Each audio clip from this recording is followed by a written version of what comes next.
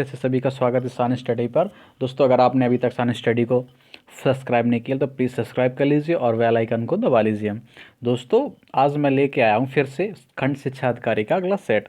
दोस्तों, इसी में इसमें सेट्स में अच्छे क्वेश्चनों को, अच्छे अच्छे जो मोस्ट इंपॉर्टेंट क्वेश्चन है उन्हीं को रखा गया। तो दोस्तों, आज का चलो समय ना बर्बाद करते हुए चलो शुरू करते हैं आज का वीडियो। पहला क्वेश्चन देखते हैं। पहला क्वेश्चन कह रहा है कि कौन सा हड़प्पीय नगर 3 भागों में विभक्त था? Option A Lothal, option B Kalibangan, option C Dholavira या ऑप्शन डी सुरकोटदा। तो इनमें से सही आंसर है ऑप्शन सी धौलवीरा। धौलवीरा ही 3 भागों में विभक्त था। अब धौलवीरा है कहाँ पे? धौलवीरा गुजरात। कहाँ पे? गुजरात में कच्छ के रण के पास में। ठीक, गुजरात में कच्छ रण जिले में स्थित है। एक हड़प्पी नगर था। ठीक, यह नगर एक आयताकार बना हुआ था। किस टाइप का बना था? आयताकार नगर था। और ये 3 भागों में विभक्त था। 3 भागों में, पहला भाग था उसका किला, दूसरा मदनगर और तीसरा निचला नगर। ठीक दोस्तों, उम्मीद है कुछ समझ में आया होगा। दोस्तों, इसी टाइप से हम आपको क्वेश्चन प्रोवाइड करते रहेंगे। हर रोज़ एक सेट आपके सामने मिलता रहेगा। दोस्तों, चल तो शुरू करते हैं। दूसरा क्वेश्चन हमारा कह रहा है कि वस्त्रों के लिए कपास की खेती का आरंभ सबसे पहले किया गया। मतलब कपास की खेती कहाँ पे, किसके लिए? वस्त्र बनाने के लिए कहाँ पे प्रयोग की? ऑप्शन ए मिस्र में, ऑप्शन बी मेसोपोटामिया में, ऑप्शन सी मध्य अमेरिका में या ऑप्शन डी भारत में। तो इसका सही आंसर है ऑप्शन डी भारत में। जो वस्त्रों के लिए कपास की खेती आरंभ की गई थी, भारत में की गई थी। वस्त्रों के लिए कपास की खेती कब की गई थी? 1922 में। ठीक, नहीं, इसमें 1922 में राखालदास बनर्जी के नेतृत्व में सिंधु घाटी के किनारे स्थित एक मोहनजोदाड़ो है, जो इस समय वर्तमान में पाकिस्तान के लरकाना ज़िले में है। ठीक, उत्खनन में कपास सूत की प्राप्ति की गई। ठीक, कपास से यूनान गई, जिसे यूनानी हिंडन के नाम से पुकारते थे। ठीक, भारत में कपास की खेती का आरंभ कब माना जाता है? यहाँ पे 3000 ईसा पूर्व। वो 1922 था जो वो खोज की गई थी इसकी, राखालदास बनर्जी के नेतृत्व में। इस 3000 ईसा पूर्व माना जाता है कपास की खेती का भारत में। जबकि मिस्र में इसका जो मिस्र है, दूसरा कहीं के मिल जाता ऑप्शन, तो मिस्र में 2500 ईसा पूर्व मानी गई थी। ठीक, इसलिए इसका सही आंसर हो जाएगा ऑप्शन डी भारत। आगे चलते हैं क्वेश्चन नंबर 3 पे। 3 हमारा कह रहा है कि निम्न स्थानों में किस एक स्थान पर सिंधु घाटी सभ्यता से संबद्ध विख्यात वृषभ मुद्रा प्राप्त हुई थी? Option A Harappa, option B Chanhudaro, option C Lothal या ऑप्शन डी मोहनजोदड़ो। तो इसका सही आंसर है ऑप्शन डी मोहनजोदड़ो। ठीक, जो वृषभ की मुद्रा प्राप्त हुई थी वो मोहनजोदड़ो से प्राप्त हुई थी। अब मोहनजोदड़ो है कहाँ पे? मोहनजोदड़ो वर्तमान में पाकिस्तान के लरकाना ज़िले में। ठीक, और इनकी खोज किसने की थी? देखो यहाँ पे 3-4 क्वेश्चन निकल के आ रहे हैं। इसकी अगर पूछा जाए कि मोहनजोदड़ो को खोज किसने की थी, तो राखालदास बनर्जी ने की थी। कब की थी? 1922 में की थी। ठीक, इनमें अनेक वस्तुएं प्राप्त हुई, जिसमें कुबड़ वाले बैल यानी कुमुद मान वृषभ की आकृति वाली मुहर भी शामिल थी। आगे चलते हैं क्वेश्चन नंबर 4 पे। 4 हमारा कह रहा है कि निम्नलिखित में किस पशु का अंकन हड़प्पा सभ्यता की मोहरों पर नहीं मिलता है? मतलब जो वहाँ की मोहरें थी उनमें 3 में का तो अंकन मिलता है और चौथे का नहीं मिलता। तो वो कौन सा है? ऑप्शन ए बैल, ऑप्शन बी हाथी, ऑप्शन सी घोड़ा या ऑप्शन डी भेड़। तो इसका सही आंसर है ऑप्शन सी घोड़ा। घोड़े से वहाँ के हड़प्पा सब संस्कृति के लोग घोड़े से परिचित नहीं थे। सिंधु घाटी के जितने भी लोग थे वो उससे परिचित नहीं थे, लेकिन उसका अंकन मोहरों पर नहीं मिलता। मतलब इससे परिचित ही नहीं देता, वो अंकन कहाँ से मिलेगा? लेकिन बाकी बैल का, हाथी का और भेड़, इन सब से परिचित थे और इन सब का अंकन मिलता था। और इसके साथ साथ देखो कौन कौन थे? हाथी हो गया और भेड़ हो गया, बैल हो गया, चीता और भैंसा आदि भी, और हिरन। ठीक, आगे चलते हैं क्वेश्चन नंबर 5 पे। 5 हमारा कह रहा है कि किस पशु के अवशेष सिंधु घाटी सभ्यता में प्राप्त नहीं हुए हैं? ऑप्शन ए शेर, ऑप्शन बी घोड़ा, ऑप्शन सी गाय या ऑप्शन डी हाथी। तो इसका सही आंसर है ऑप्शन ए शेर। सिंधु घाटी सभ्यता में शेर के अवशेष नहीं प्राप्त हुए, बाकी इन सब के प्राप्त हुए हैं। ठीक। और आगे चलते हैं क्वेश्चन नंबर 6 पे। 6 हमारा कह रहा है कि निम्नलिखित में कौन सी सभ्यता नील नदी के तट पर पनपी, मतलब कौन सी सभ्यता नील नदी के तट पर थी। ऑप्शन ए रोमन सभ्यता, ऑप्शन बी सिंधु घाटी की सभ्यता, ऑप्शन सी यूनानी सभ्यता या ऑप्शन डी मिस्र की सभ्यता। तो इसका सही आंसर है ऑप्शन डी मिस्र की सभ्यता। मिस्र नील नदी के किनारे बसा हुआ है, ठीक, इसलिए मिस्र की सभ्यता का विकास नील नदी की द्रोणी में हुआ था। नील नदी विश्व की इस प्राचीन सभ्यता की आधार थी। मिस्र को नील नदी का वरदान भी कहा जाता है। किसको? मिस्र को नील नदी का वरदान भी कहा जाता है, क्योंकि ये नील के किनारे किनारे बसता था। बाकी पूरा मिस्र एक रेगिस्तानी एरिया आता है और नील नदी के होने के कारण इसमें कृषि अर्षि संभव थी। इसकी समकालीन सभ्यता थी मिस्र के, वो थी एक तो सिंधु घाटी की सभ्यता और एक मेसोपोटामिया की सभ्यता। आगे चलते हैं क्वेश्चन नंबर 7 पे। 7 हमारा कह रहा है कि लेखन कला की उचित प्रणाली विकसित करने वाली सर्वप्रथम प्राचीन सभ्यता कौन थी, मतलब किसमें लेखन सभ्यता लोग लिखने से परिचित थे, लेखन कला से। Option A Sindhu, option B मिस्र, ऑप्शन सी सुमेरिया या ऑप्शन डी चीन। तो इसका सही आंसर है ऑप्शन सी सुमेरिया। बाकी सिंध के लोग जो लिपि थी उन लोग तो अभी तक पढ़ ही नहीं पा रहे हैं। सुमेरिया सभ्यता के लोग विश्व के प्रथम लिपि आविष्कारकर्ता थे। जो सुमेरिया के लोग थे पहले विश्व के लिपि आविष्कर्ता थे। इनकी प्रारंभिक लिपि का स्वरूप अत्यंत सरल एवं आदिम था। सुमेरिया की क्यूनिफॉर्म लिपि को, इनकी जो लिपि है वो बोला जाता है इनको क्यूनिफॉर्म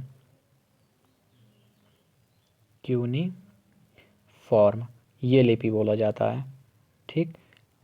लिपि को सामान्यतः प्राचीनतम लिपि भी माना जाता है। तो अगर इसमें आ जाए आंसर क्वेश्चन में कि कौन सी लिपि सबसे पुरानी लिपि है, तो वो है क्यूनिफॉर्म लिपि सबसे पुरानी लिपि मानी जाती है। और ये कहाँ से संबंधित थी? सुमेरिया की सभ्यता से। पसंद दोस्तों, उम्मीद है समझ में आया होगा। आगे चलते हैं क्वेश्चन नंबर 8 पे। 8 हमारा कह रहा है कि सबसे पुराना वेद कौन सा है। काफ़ी इजी क्वेश्चन है, लगभग बनेगा लोगों को। Option A Yajurveda, option B Rigveda, option C Samaveda या ऑप्शन डी अथर्ववेद। तो इसका सही आंसर है ऑप्शन बी ऋग्वेद। जो सबसे पुराना वेद है ऋग्वेद माना जाता है। ये 4 वेद, पहला ऋग्वेद, उसके बाद सामवेद, साम के बाद यजुर और यजुर के बाद अथर्ववेद। तो सबसे जो आधुनिक माना जाता है वो है अथर्ववेद और सबसे प्राचीनतम है ऋग्वेद। आगे चलते हैं क्वेश्चन नंबर 9 पे। 9 हमारा कह रहा है कि किस वैदिक ग्रंथ में वर्ण शब्द का सर्वप्रथम नाम उल्लेख मिलता है, मतलब किस वेद में वर्ण शब्द मिलता है। ऑप्शन ए ऋग्वेद में, ऑप्शन बी अथर्ववेद में, ऑप्शन सी सामवेद में या ऑप्शन डी यजुर्वेद में। तो इसका भी सही आंसर है ऑप्शन ए ऋग्वेद। ऋग्वेद में वर्ण शब्द का सर्वप्रथम उल्लेख मिलता है, ठीक। ऋग्वेद में वर्ण शब्द रंग के अर्थ में तथा कहीं कहीं व्यवसाय चयन के अर्थ में भी प्रयुक्त हुआ था। कहाँ, कैसे कैसे? एक रंग के अर्थ में और कहीं कहीं व्यवसाय के चयन के अर्थ में, ठीक, व्यवसाय के चयन के अर्थ में प्रयुक्त हुआ था, ठीक। आर्यों को गौर वर्ण तथा दासों को कृष्ण वर्ण कहा गया था। जो आर्य थे उनको कहा गया था गौर वर्ण, मतलब गोरे लोग, और जो दास थे उनको कहा गया था कृष्ण वर्ण, मतलब काले, ठीक। और उसके बाद प्रारंभ में हम 3 वर्णों का उल्लेख पाते हैं, ब्रह्म, क्षत्र और वैश्य, यानी ब्राह्मण, क्षत्रिय और वैश्य। कालांतर में चौथा वर्ण शूद्र नाम समाज में उत्पन्न हुआ। ऋग्वेद के 10वें मंडल के पुरुष सूक्त में सर्वप्रथम शूद्र का मिलता है, ठीक। यहाँ चारों वर्णों की उत्पत्ति का एक विराट पुरुष के विभिन्न अंगों से बताई गई है, ठीक। आगे चलते हैं क्वेश्चन नंबर 10 पे। 10 हमारा कह रहा है कि गोपद ब्राह्मण संबंधित है। ऑप्शन ए गोपद ब्राह्मण कैसे संबंधित है? तो ऑप्शन ए है Yajurveda, option B Rigveda, option C Atharvaveda या ऑप्शन डी सामवेद। तो इसका सही आंसर है ऑप्शन सी सामवेद। जो गोपद ब्राह्मण है वो सामवेद से संबंधित है। ब्राह्मण अनेक ग्रंथ हैं, ठीक। ये ग्रंथ यज्ञों एवं उनके अनुष्ठान के विधि विधानों के संबंध में जानकारी देते हैं। इसमें ऐतरेय ब्राह्मण, कौशिकी ब्राह्मण, तांडव्य ब्राह्मण, षड्विश ब्राह्मण, शतपथ ब्राह्मण और ग्रापद ब्राह्मण अधिक उल्लेखनीय हैं, ठीक। ये 6 ब्राह्मण जो हैं वो अधिक उल्लेखनीय हैं। आगे चलते हैं क्वेश्चन नंबर 11 पे। 11 हमारा कह रहा है कि यज्ञ संबंधी विधि विधानों को, यहाँ पे विधानों होगा, का पता चलता है। ऑप्शन ए ऋग्वेद से, ऑप्शन बी साम वेद से, ऑप्शन सी ब्राह्मण ग्रंथों से या यजुर्वेद से। तो यज्ञ संबंधी हैं यजुर्वेद से संबंधित, जितनी भी यज्ञ संबंधी हैं वो इनका विधि यजुर्वेद से ही पता चलता है। यजुर्वेद के 2 भाग हैं, एक कौन सा, एक शुक्ल यजुर्वेद और दूसरा कृष्ण यजुर्वेद, ठीक, जो कि पद और गद्य दोनों हैं।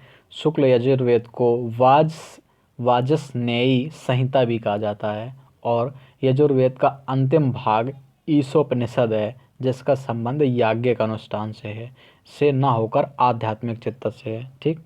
बाकी सब यज्ञ संबंधी यजुर्वेद से मिलते हैं। आगे चलते हैं क्वेश्चन नंबर 12 पे। 12 हमारा कह रहा है निम्नलिखित में किसका संकलन है ऋग्वेद पर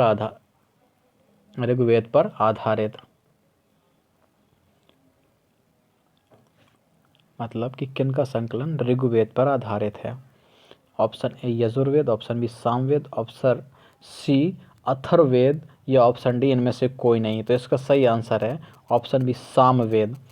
सामवेद में कुल 1810, कितनी 1810 छंद हैं, जिनमें 75 को छोड़ के सभी ऋग्वेद में भी उपलब्ध हैं। मतलब जो सामवेद है उसमें से टोटल 1810 है, लेकिन 75 भी केवल नए हैं, बाकी सब ऋग्वेद के संकलित हैं। इसलिए सामवेद इस किसका संकलन ऋग्वेद पर आधारित है, तो इसीलिए इसका कहते हैं कि सामवेद ऋग्वेद पर आधारित है।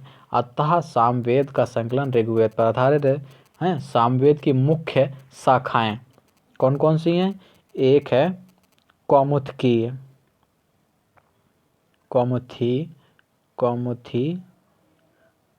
राणायनी और तीसरी है जैमिनी, ठीक। आगे चलते क्वेश्चन नंबर 13 पे।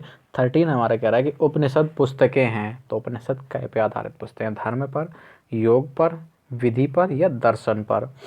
तो हम बता दें इसका सही आंसर हो जाएगा ऑप्शन डी दर्शन, सॉरी यहाँ पे दर्शन होगा, दर्शन पे आधारित हैं। जितनी भी उपनिषदें हैं उपनिषद दर्शन पर आधारित पुस्तकें हैं। भारतीय दर्शन का मुख्य आधार तथा वैदिक साहित्य का अंतिम वर्ग उपनिषद है। इन्हें वेदांत भी कहा जाता है। अगर आ जाए क्वेश्चन में कि उपनिषद को क्या कहा जाता है या वेदांत किसे कहा जाता है, तो उपनिषद को वेदांत कहा जाता है, ठीक। आगे चलते हैं क्वेश्चन नंबर 14 पे। 14 हमारा कह रहा है नचिकेता, जो नचिकेता आख्यान का उल्लेख कहाँ पे मिलता है? अथर्ववेद में, सप्त ब्राह्मण में, कठोपनिषद में या इनमें से कोई नहीं। तो इसका सही आंसर हो जाएगा ऑप्शन सी कठोपनिषद में। जो कठोपनिषद है उसमें नचिकेता का संवाद मिलता है। कठोपनिषद में यम और नचिकेता का संवाद उल्लेखित है, जिसमें आचार्य यम ने नचिकेता को उपदेश दिया था। क्या उपदेश दिया था? वो इस प्रकार है कि ना इस आत्मा का कभी जन्म होता है और ना ही कभी इसकी मृत्यु होती है, यह अजन्मा नित्य तथा शाश्वत है, ठीक। और अगर पूछा जाए कि ये इसके कठोपनिषद के कहाँ पे, तो कठोपनिषद क्या, तो वो कृष्ण यजुर्वेद का उपनिषद है। जो उपनिषद है किसका है? कृष्ण यजुर्वेद का उपनिषद है। आगे चलते क्वेश्चन नंबर 15 पे। 15 हमारा कह रहा है कि उपनिषद काल के राजा अश्वपति शासक थे। उपनिषद काल के राजा अश्वपति शासक थे, कहाँ के? काशी के, कैकेयी के, पांचाल के या विदेह के। तो इसका सही आंसर है ऑप्शन बी कैकेयी के। जो अश्वपति शासक थे वो कैकेयी देश के थे। उपनिषदों में कुछ क्षत्रिय राजाओं का उल्लेख प्राप्त होते हैं, जो विद्वान दार्शनिक तथा जिन्होंने ब्राह्मण को भी ज्ञान दिया था। इन राजाओं में विदेह के राजा जनक और पांचाल के राजा प्रवाह जवाली, कैकेयी के राजा अश्वपति और काशी के राजा अजातशत्रु प्रमुख हैं, ठीक। आगे चलते हैं क्वेश्चन नंबर 16 पे। 16 कह रहा है कि वैदिक नदी अष्टमी की पहचान निम्नलिखित नदियों में किस एक के साथ की जाती है? Option A Beas, option B Ravi, option C Chenab या ऑप्शन डी झेलम। तो इसका सही आंसर हो जाएगा ऑप्शन सी, चेनाब। चेनाब को चेनाब भी बोलते हैं, ठीक, चेनाब भी बोलते हैं। तो इसके ये वैदिक नदी अस्कनी की पहचान, जो यहाँ पे सॉरी यहाँ पे अष्टमी की जगह अस्कनी है,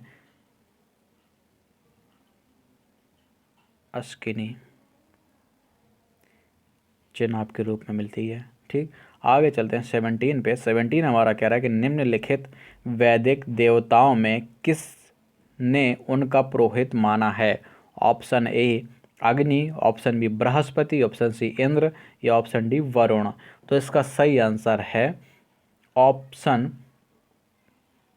बी, बृहस्पति। जो देवताओं के पुरोहित थे या देवताओं के गुरु उन बृहस्पति थे। ठीक, बृहस्पति के वैदिक देवताओं का पुरोहित या उनका गुरु यानी कुल गुरु, जो देवताओं के कुल गुरु थे वो ये थे। और जो उनके थे, आगे चलते क्वेश्चन नंबर 18 पे। 18 हमारा कह रहा है कि निम्नलिखित में कौन सी वह ब्रह्मवादिनी थी जिसने कुछ वेद मंत्रों की रचना की। कौन सी ब्रह्मवादी जिसने वेद मंत्रों की रचना की थी। Option A Lopamudra, option B Gargi, option C Lilavati, या ऑप्शन डी सावित्री। तो इसका सही आंसर है ऑप्शन ए लोपामुद्रा। वैदिक साहित्य में ऐसी कई विदुषी थी जिनका उल्लेख वेद मंत्रों की रचना, जिन्होंने वेद मंत्रों की रचना की, जैसे अपाला, घोषा, विश्वेश्वरा, लोपामुद्रा आदि। लोपामुद्रा अगस्त ऋषि की पत्नी थी। जो लोपामुद्रा है ये अगस्त ऋषि, जो माना जाता है जो त्रेता युग था, जिसमें भगवान श्री राम का जन्म हुआ, उसमें से जो सबसे बड़े ऋषि माने जाते हैं वो अगस्त ऋषि माने जाते हैं, विश्वमित्र से भी बड़े। ठीक, आगे चलते हैं क्वेश्चन नंबर 19 पे। 19 हमारा कह रहा है कि प्राचीन भारत में निसाका से जाने जाते थे। निसाका, ये साथ में है निसाका। निसाका से कौन जाने जाते थे। ऑप्शन ए स्वर्ण मुद्रा, स्वर्ण आभूषण, और ऑप्शन बी गाय, ऑप्शन सी तांबे के सिक्के, या ऑप्शन डी चांदी के सिक्के। तो वैद्य जो प्राचीन भारत में निसाका किसको कहा जाता था। स्वर्ण आभूषण को, स्वर्ण आभूषण को निसाका कहा जाता था। तो इसका सही आंसर हो जाएगा ऑप्शन ए, स्वर्ण आभूषण। ठीक, जो कहाँ पे, निष्क मतलब गले, गले में पहने जाने वाला एक प्रकार का हार। ठीक, आगे चलते हैं क्वेश्चन नंबर 20 पे। 20 हमारा कह रहा है कि निम्नलिखित में किसने आर्यों के आदि देश के बारे में लिखा है। Option A Shankaracharya, option B Annie Besant, option C Vivekananda, या ऑप्शन डी बाल गंगाधर तिलक। तो इसका सही आंसर है ऑप्शन डी, बाल गंगाधर तिलक। आर्यों के आदि देश के बारे में जो लिखा है तो बाल गंगाधर तिलक है। बाल गंगाधर तिलक ने आर्यों के आदि देश के बारे में लिखा था। तिलक ने ज्योतिष एवं खगोल शास्त्र के आधार पर यह व्यक्त किया था कि आर्यों का आदि देश उत्तरी ध्रुव था, किंतु तिलक का यह मत इतिहासकारों ने में नहीं मान्य। इन्होंने तो कह दिया था कि जो इनके ये आर्य थे वो उत्तरी ध्रुव से आए थे, लेकिन इतिहासकारों ने इसको नकार दिया था। आगे चलते हैं क्वेश्चन नंबर 21। 21 कह रहा है कि जिस ग्रंथ में पुरुष मेघ का उल्लेख होता है वह है कौन सा। कृष्ण यजुर्वेद, शुक्ल यजुर्वेद, शतपथ ब्राह्मण, या पंचविश ब्राह्मण। तो इसका सही आंसर है ऑप्शन सी, शतपथ ब्राह्मण। पुरुष मेध का जो उल्लेख मिलता है वो शतपथ ब्राह्मण मिलता है। ठीक, शतपथ ब्राह्मण यजुर्वेद का ब्राह्मण है। काय का ब्राह्मण है, यजुर्वेद का एक ब्राह्मण है। प्राचीन इतिहास के साधन के रूप में वैदिक साहित्य में ऋग्वेद के बाद शतपथ ब्राह्मण का स्थान है। ठीक, ऋग्वेद के बारे में बाद ही इनका काफ़ी इंपॉर्टेंट ब्राह्मण है ये, शतपथ ब्राह्मण के स्थान है। कर्म कांडों के अतिरिक्त इसमें सामाजिक विषयों का भी वर्णन है। पुरुष मेध का उल्लेख भी, जो पुरुष मेध है उसका उल्लेख भी शतपथ ब्राह्मण में मिलता है। तो इसका सही आंसर हो जाएगा ऑप्शन सी, शतपथ ब्राह्मण। दोस्तों उम्मीद है कि आपको क्वेश्चन पसंद आ रहे होंगे। अगर पसंद आ रहे हैं तो प्लीज़ लाइक ज़रूर करिए और अपने दोस्तों में शेयर भी कर दीजिए, और शान स्टडी को सब्सक्राइब कर लीजिए। आप सर्च करेंगे SAN स्टडी, STUDY तो निकल के आ जाएगा। और अगर आप हमारे टेलीग्राम चैनल से जुड़ना चाहते हैं तो उसमें भी शान स्पेस स्टडी हमसे सर्च कर दीजिए, आ जाएगा। और अगर आपको लिंक चाहिए, नहीं मिल रहा है जैसे, तो लिंक आप कमेंट बॉक्स में ज़रूर बताइए, तो हम आपको लिंक प्रोवाइड करा देंगे। दोस्तों अगर इसका PDF चाहिए तो हमें कमेंट बॉक्स में बता दीजिएगा, और प्लीज़ ये ज़रूर बताइए कि वीडियो कैसा लग रहा है।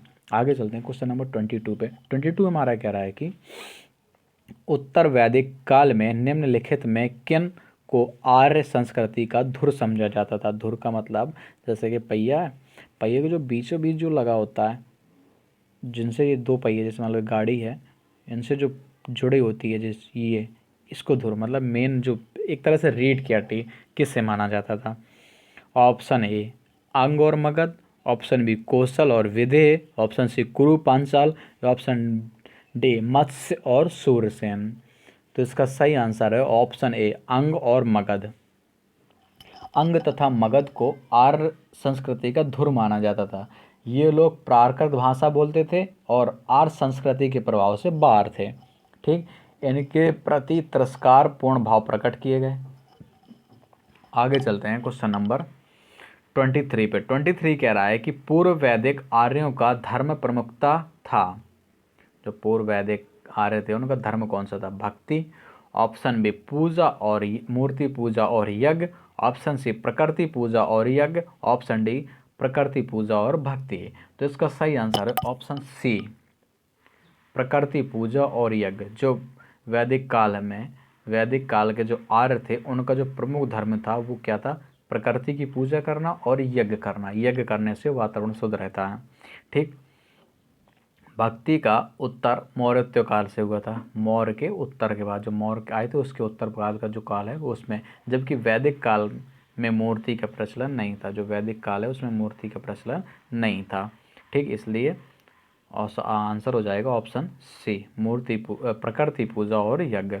आगे चलते हैं क्वेश्चन नंबर 24 हमारा कह रहा है कि प्रसिद्ध 10 राजाओं का युद्ध किस नदी के तट पर लड़ा गया। जो प्रसिद्ध 10 राजाओं का युद्ध है, काफ़ी फेमस युद्ध है इतिहास में, किस नदी पे। ऑप्शन ए गंगा नदी पे, ऑप्शन बी ब्रह्मपुत्र नदी पे, ऑप्शन सी कावेरी नदी पे, या ऑप्शन डी परसुणी नदी पे। तो इसका सही आंसर है ऑप्शन डी परसुणी नदी पे। 10 राग युद्ध था, जिसको 10 राजाओं का युद्ध है, इसको 10 राग भी बोलते थे। 10 राग, ठीक, 10 राग युद्ध भी बोलते थे। ये परसुणी नदी, जो इसका आधुनिक नाम क्या है, आधुनिक रावी नदी। पुराना प्राचीन नाम है परसुणी, आधुनिक रावी नदी के तट पर लड़ा गया, जिसमें भरतों के राजा सुदास ने उन विरोधी जातियों को हराया जिसने परसुणी नदी पर स्यो, पख्ता और उत्तर पश्चिम की सहयोगिनी जातियां आ मिली थीं। ठीक, भारत के जन के लोगों ने इस युद्ध के बाद निश्चित रूप से अपनी प्रधानता आर्यों के बीच में स्थापित की। आगे चलते हैं क्वेश्चन नंबर 25 हमारा कह रहा है कि निम्न में किस नदी को ऋग्वेद में मातेतमा, देवीतमा, नदीतमा संबोधित किया गया है। Option A Sindhu, option B Saraswati, option C Vitasta, या ऑप्शन डी यमुना। तो इसका सही आंसर है ऑप्शन बी सरस्वती नदी। जो वैदिक काल में मुख्यतः अगर जो सबसे फेमस देवी और नदी मानी गई हैं, तो सबसे ज़्यादा महत्व सरस्वती नदी का था। ठीक, वर्तमान में इसको विलुप्त माना जाता है। तो ऋग्वेद में पवित्र एवं सम्मानित नदी थी वो सरस्वती थी। ठीक, ऋग्वेद में सरस्वती को मातेतमा, देवीतमा और नदीतमा कहा गया, अर्थात सबसे अच्छी माँ, सबसे अच्छी देवी और सबसे अच्छी नदी। इन तीनों का अच्छा, सबसे अच्छी माता, सबसे अच्छी देवी और सबसे अच्छी नदी। आगे चलते हैं क्वेश्चन नंबर 26 पे। 26 कह रहा है कि जनजाति का नाम बताइए, उस जनजाति का नाम बताइए जो ऋग्वैदिक आर्यों के पंचजन से संबंधित नहीं है। Option A Yadu, option B Puru, option C Turvasu, या ऑप्शन डी किकट। यहाँ पे टिकट नहीं होगा, यहाँ पे किकट। ठीक, तो इसका सही आंसर है यही किकट। ऋग्वैदिक आर्यों में जो पंचजन थे तो उनमें यदु भी थे, पुरु थे, दुर्वस थे और तुर्वस, यहाँ पे दा की जगह ता, तुर्वस भी आता है कहीं कहीं, और अनु थे और दुर्ह्यु थे। उसका थोड़ा नाम वो है दुर, आधा हा और यू। ये 5 थे, 5 का मिलता है और इसका नहीं मिलता किकट का, तो इसका आंसर हो जाएगा ऑप्शन डी किकट। आगे चलते हैं क्वेश्चन नंबर 27 पे। 27 कह रहा है कि वैदिक युग में प्रचलित लोक शासन प्रणाली थी। ऑप्शन ए निरंकुश, ऑप्शन बी प्रजातंत्र, ऑप्शन सी गणतंत्र, या ऑप्शन डी परंपरागत राजतंत्र। तो इसका सही आंसर हो जाएगा ऑप्शन डी वंश परंपरागत राजतंत्र।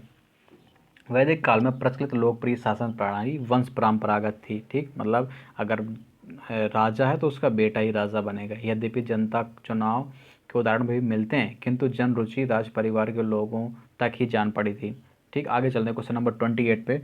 28 कह रहा है कि आयुर्वेद अर्थात जीवन का विज्ञान, मतलब आयुर्वेद को जीवन का विज्ञान भी कहते हैं, ठीक, का उल्लेख मिलता किसमें? आरण्यक में, सामवेद में, यजुर्वेद में, अथर्ववेद में। तो इसका सही आंसर है ऑप्शन डी अथर्ववेद। अथर्ववेद में सामान्य मनुष्यों की विचारों तथा अंधविश्वासों का विवरण, इसमें विविध विषयों जैसे रोग निवारण, समन्वयन, राजभक्ति, विवाह, प्रमाण गीतों आदि का विवरण सुरक्षित है। आगे चलते हैं क्वेश्चन नंबर 29 पे। 29 कह रहा है कि सर्वाधिक ऋग्वैदिक सूक्ति किसको समर्पित हैं? ऑप्शन ए अग्नि को, ऑप्शन बी इंद्र को, ऑप्शन सी रुद्र को, या ऑप्शन डी विष्णु को। तो इसका सही आंसर है सबसे ज़्यादा जो वो समर्पित हैं सूक्त, वो समर्पित हैं हमारे इंद्र को। इसका आंसर है ऑप्शन बी, इंद्र को 250 समर्पित हैं। उसके बाद आता है अग्नि को, अग्नि को 200 समर्पित हैं। ठीक, आगे चलते हैं। ये दोस्तों आज का लास्ट क्वेश्चन हमारा कह रहा है कि 800 से 600 ईसा पूर्व काल किस युग से जुड़ा है? ऑप्शन ए ब्राह्मण युग से, ऑप्शन बी सूत्र युग से, ऑप्शन सी रामायण युग से, ऑप्शन डी महाभारत युग से। तो इसका सही आंसर है ऑप्शन ए ब्राह्मण युग से। 800 से लगा के 600 ईसा पूर्व का काल ब्राह्मण युग से जुड़ा है। प्रायः 7वीं या 6ठी शताब्दी ईसा पूर्व 3री शताब्दी तक का समय सूत्र काल कहा गया है। कौन सा काल? सूत्र काल कहा गया। दोस्तों उम्मीद है आपको प्रश्न पसंद आए होंगे। अगर पसंद आए तो प्लीज़ शान एकेडमी को सब्सक्राइब कर लीजिए और वीडियो को अपने दोस्तों में शेयर कीजिए। Thank you.